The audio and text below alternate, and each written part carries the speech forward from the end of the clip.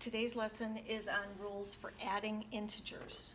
So if the signs are the same, such as this one here, -4 plus -3, both of the signs are negative. What we're going to do is we're going to add the absolute values and keep the sign in the problem. So whatever these two signs are, if they're the same, we're going to keep that as our answer. So we know our answer is going to be a negative answer.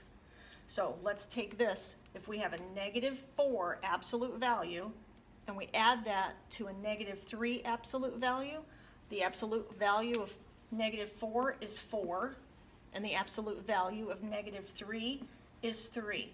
When we add those two numbers together, we get 7, and we keep the sign of the numbers in the problem, which is a negative. So the answer will be a -7.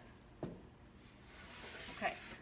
Now, if we have different signs, if the signs are different, like a -4 plus 3, we're going to subtract the absolute values and keep the sign from the larger absolute value, and I'll tell you what that means.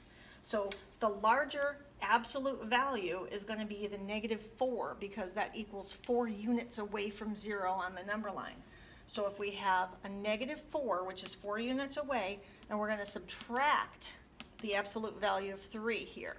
Absolute value of -4 is 4. Absolute value of 3 is 3.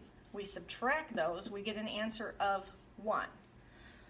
Now, we can't just keep the sign because one of them's a negative and one of them's a positive. So what we're going to do is keep the sign from the larger absolute value, which is a -4 is the largest one, so our answer will also be a -1.